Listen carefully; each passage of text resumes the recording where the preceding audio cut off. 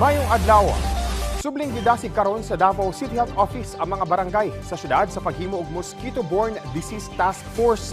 Kini aron matutukan ang mga lakang sa pagsigurong mapugngan ang pagsaka sa kaso sa dengue sa syudad bisan og wala pay dengue outbreak. Sa uling datos gikan sa Davao City Health Office kun CHO gikan Enero hangtod Agosto 10 ning tuiga, niabot na sa 3,733 ka kaso sa dengue ang natala sa Davao City. Samtang nakatala na sab ang CHO og 29 ka mga residente sa Davao City nga namatay tungod sa komplikasyon sa dengue. Nasayrang 52 sa 182 ka mga barangay pa lamang ang adunay gimugna nga task force. Busa ginauhag ang tanang kapitan nga motabang sa CHO aron nga dili na musaka ang ihap sa mga matapdan sa dengue.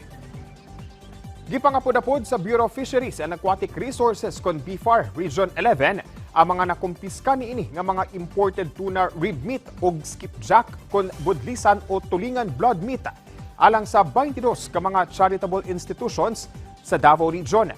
Lakip na sa nakabenepisyo ang indigenous people kon IP sa Marilog District ug lain pang unom ka mga organisasyon sa Davao City. Duha sa Digos City, Davao del Sur, Home for the Aged ug lain pang upat ka mga pasilidad sa Davao del Norte. Pati na ang upat ka foundation sa Davao Oriental nga gilangkuban sa usa ka diagnostic center. Benepisyaryo sab ang upat ka institusyon sa Davao de Oro lakip na ang pamilyang apektado sa landslide sa barangay Masara sa Mako nga ana nagtiner sa Tent City. Ang gipanghatag nga produkto sa BFAR 11 na lakip sa nakumpiskang mga isda sa usa ka importer sa Davao City nga nasayrang naga-import og produkto nga walay saktong permit. Ug mo kadto ang mga nagunang balita dinhi sa PTV Davao. Ako si Jay Lagang para sa Pambansang TV sa Bagong Pilipinas.